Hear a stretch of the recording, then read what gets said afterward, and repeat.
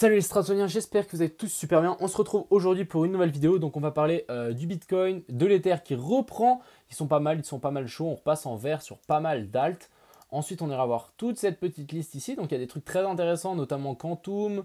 On a Lite qui reprend aussi un petit peu. Donc ça c'est plutôt pas mal. On va aller voir Scooby-Doo. Donc il y a beaucoup de gens qui regardent la mauvaise chart, j'ai remarqué. Donc vraiment il y a une version 3 que je mettrai dans la description. On va aller voir un nouveau projet ICE sur lequel je viens de rentrer. Après une belle correction à plat, je pense qu'on peut bien repartir comme il faut avec 1,2 million de market cap. Ça me semble, c'est un projet qui ressemble à Bingus. Donc je pense que vu la taille de Bingus, déjà si on vient au même stade que Bingus, bon, on prend un x10 direct. Donc plus ou moins ça. Ensuite on ira voir IMO. Il y a des jolis montants qui sont en train de rentrer, donc c'est super. Et on ira voir aussi Bingus. Tout d'abord, pour les gens qui veulent soutenir IMO, je mettrai un lien dans la description. N'hésitez pas juste à cliquer ici. Ça fait en un clic, vous pouvez soutenir le projet. Et comme ça, on pourrait être listé sur Blockfolio. Ça pourrait être vraiment génial. Et aussi pour toutes les personnes qui ont du mal avec faire les transactions, pensez bien ici en bas, passer dans la V1 et pas en V2. Parce qu'en fait, en V2, ils sont en train de transférer les LP tokens. Donc c'est la LP, c'est les tokens, la liquidité. En fait, ils sont en train de transférer la liquidité. Et en fait, pensez bien à cliquer sur V1, comme ça, ça marche. Si vous mettez en V2, la plupart des tokens ne sont pas encore passés en V2, donc c'est totalement normal.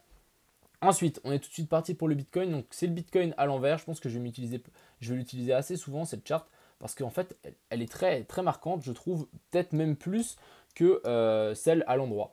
Donc ici, qu'est-ce qu'on voit? On se fait repousser ici. Donc maintenant, est-ce qu'on ne viendrait pas chercher vers la zone des 51 800, chercher le haut de ce W, ici faire une confirmation pour aller chercher un cran plus bas, donc vers la zone des 45 000 $. Ça sera vraiment le prochain stop si on continue la descente. Prochain stop pour le Bitcoin, ce sera sur tous ces anciens tops. Et si on venait à lâcher ça, direction pour moi ici, les 40 000, peut-être un peu plus haut quand même, les 42 000, on va juste déplacer, voilà.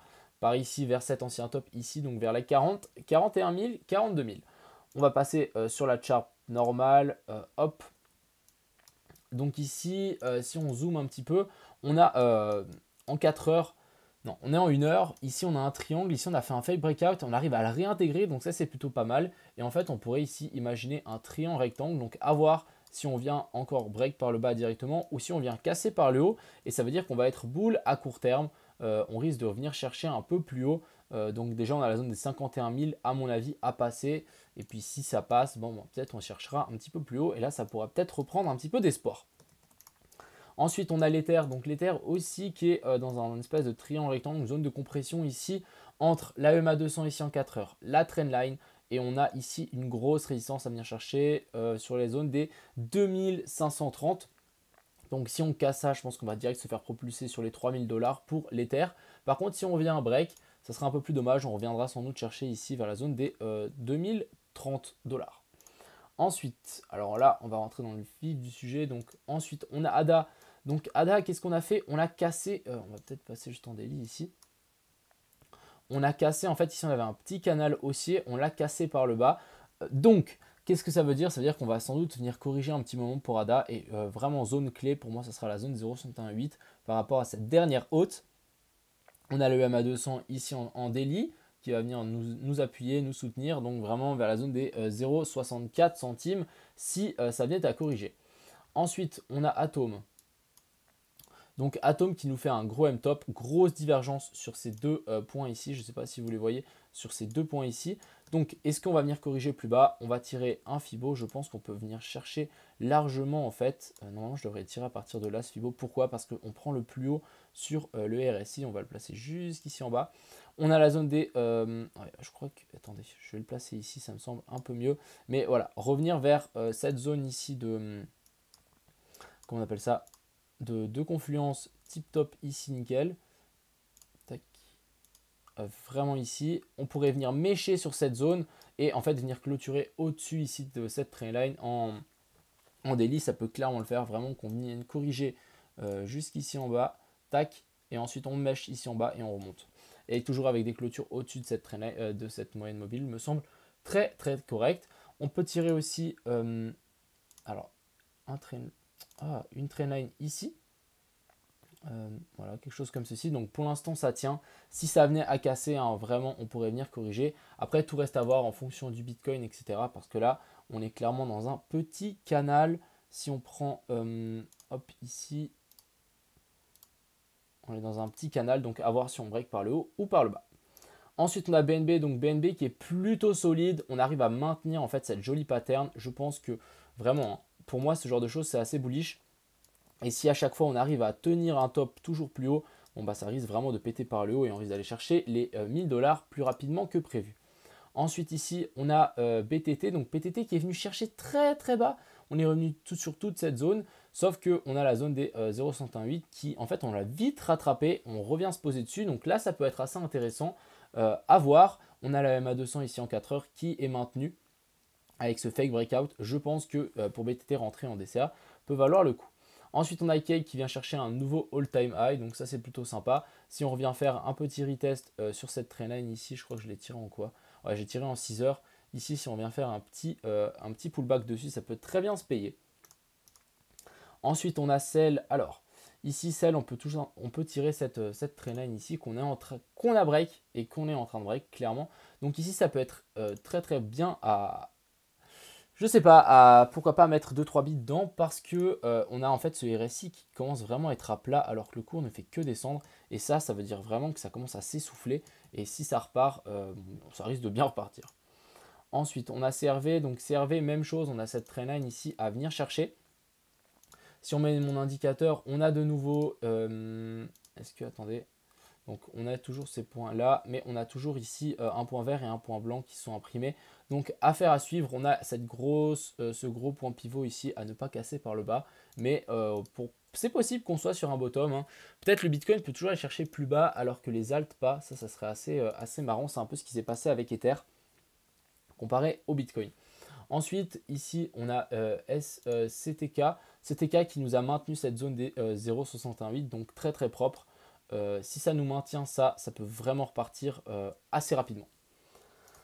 Ensuite, on a Dante. Donc, alors, Dante qui a cette trendline pour moi qui est très très importante. On est chercher un nouvel ATH, un nouveau plus bas.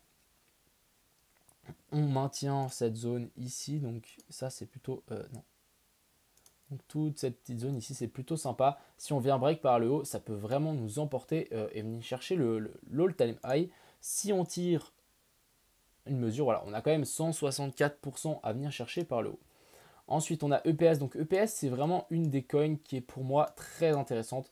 On a cette divergence ici qui a fait que de s'amplifier. Si on tire un petit peu cette flèche ici, je peux vraiment la pousser jusqu'ici. Et celle-là, vraiment jusque encore plus bas. Donc, qu'est-ce que ça veut dire tout ça? Ça veut dire vraiment que la divergence continue à se former. Et puis ici, on est clairement pour moi en train de casser cette trendline. Regardez, des trendlines, des bougies clôturées ici. On est peut-être en train de passer par-dessus un point intéressant. Donc, commencer et continuer à recharger ici en DCA peut clairement valoir la peine. Donc ici, affaire à suivre. Ensuite, on a FTM. Donc FTM qui est revenu sur un point très très intéressant. On est revenu sur cette mèche, cet ancien point ici. Et ça maintient. Si on met mon petit indicateur, je crois qu'il nous a imprimé quelque chose de très joli. Voilà, voilà. C'est très très beau ici ce qu'il nous a imprimé. Donc est-ce qu'on serait sur un bottom? Possible. Ensuite, on a Engine. Donc Engine, pour les gens qui avaient raté le méga pump qu'on a vu, je suis passé sur la charte avant, je me suis dit waouh, ça s'est bien faire pousser ici. Donc on a complètement ravalé cette bougie. On est revenu faire un retest sur cette trendline. Et là, on est en train de casser l'ancien top. Donc très intéressant ici pour Engine, pour les gens qui ont raté en fait. Quand j'avais dit ici, on était par ici, ceux qui ont raté cette entrée. Ensuite, on a Lead qui reprend un petit peu de poil de la bête, comme je vais dire. Ici, voilà, on a une autre un petit support par ici. Après celle-ci, on va peut-être l'enlever. On va remettre ça vraiment quelque chose comme ceci. Voilà, ça va me sembler un peu plus. Je l'ai aligné avec la zone 0,68, mais ça me semblait un peu bizarre. On a cette trendline aussi. Si on met mon petit indicateur, est-ce qu'il nous imprime quelque chose?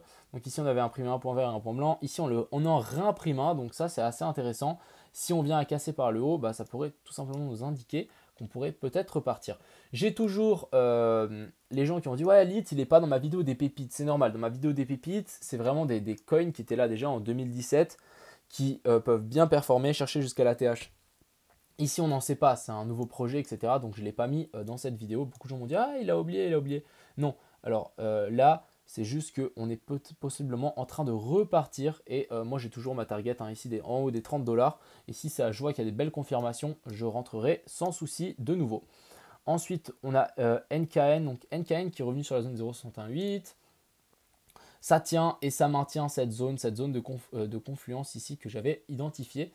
Donc plutôt sympa, on a la MA200 ici en 4 heures qui tient la route.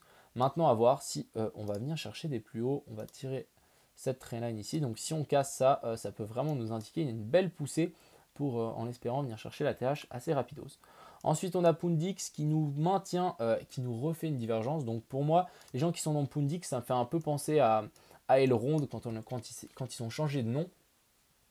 On a fait la même pattern, on est descendu et ensuite c'est reparti violent. Donc franchement pour les gens qui sont en Pundix, hold et on patiente. Et Quantum qui nous fait quelque chose de magnifique ici, nous a imprimé un point vert et un point blanc en 4 heures juste et même en 6 heures. Ce que je voulais faire, c'est dézoomer ici en weekly. Regardez-moi ça, on a cette magnifique support ici et en fait on est venu chercher très très bas. Et là, on repart, on est venu chercher cet ancien top ici. Et là, on repart, on risque de clôturer au-dessus des zones des 0,382 sur au-dessus de cette zone de support. Et je pense que si on fait ça, ça risque vraiment de repartir assez violent, chercher en tout cas la zone des 24 $ pour Quantum. Donc ici, affaire à suivre. Mais pour moi, je suis extrêmement bull ici sur Quantum. Ensuite, on va aller voir le Scooby-Doo. Donc Scooby-Doo, je vous invite bien à checker que ça finit bien par AA9. Il y a eu une nouvelle mise à jour. Si vous n'avez toujours pas vos coins, copiez ici le numéro de contrat et vous le collez sur votre MetaMask. Et normalement, vous allez avoir vos nouveaux Scooby-Doo qui vont apparaître. Ici, magnifique pump. Ils ont dit que en fait là, j'ai oublié de vous dire, mais toutes les personnes qui n'ont pas réclamé ou il y a eu un problème, vous n'avez pas reçu, envoyez-lui un message. Je mettrai un Google Form dans la description. Normalement, il va s'en occuper, le dev. Mais en fait, ils vont burn toute la supply. Donc, si on va voir ça ensemble, hop, on va vite voir ça ensemble. Tac, tac, tac. Et ensuite, je vais vous parler de Ice. Donc, Ice, c'est aussi un projet qui ressemble vachement à Bingus. Donc, Bingus qui est vraiment en train de bien pousser. Si on vient voir ici, hop, hop, hop, j'aurais dû préparer ça à l'avance. Je suis bête. Alors ici on va copier, on va coller le numéro de contrat de Scooby-Doo. Donc de Scooby. Alors ici on peut voir qu'il y a une wallet qui en a énormément. Donc voilà, cette wallet elle a 40% de la supply. Donc en fait cette wallet va être burn. Ils vont burn 40% de la supply. Donc je vous laisse imaginer donc on a déjà eu ce pump avant la news. Même quand il y aura la news qui va sortir, etc. Ça risque de vraiment bien pump. Donc ici Bingus et le dev qui font les choses très clean. Donc voilà, c'est ça que je voulais vous dire. Ensuite, Ice, c'est un projet comme Bingus. Donc si on va check Bingus qui est en train de nous faire un all-time high, j'espère que vous avez hold votre position depuis le jour où on a acheté ensemble. On va check ça ensemble. Mais donc voilà, on avait acheté plus ou moins par ici. Je ne sais pas si vous vous en souvenez.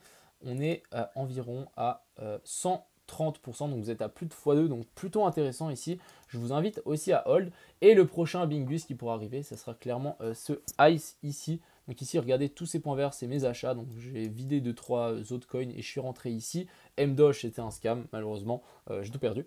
Bref, c'est le jeu. Mais ici, on peut très bien refaire la même chose que Bingus. On est à 1,1 de market cap, alors que Bingus, je crois, ils sont à 10 millions. Et là, on est à 1 million. Donc pourquoi pas faire un x10. Mais très intéressant ici, c'est plus ou moins le même concept. Donc moi, je suis rentré dessus. Maintenant, on va attendre tout simplement. Mais je pense que je vais rentrer un peu plus que ça. J'ai même pas fait une bougie, quoi. Je vais sans doute rentrer un peu plus fort que ça quand même. Voilà.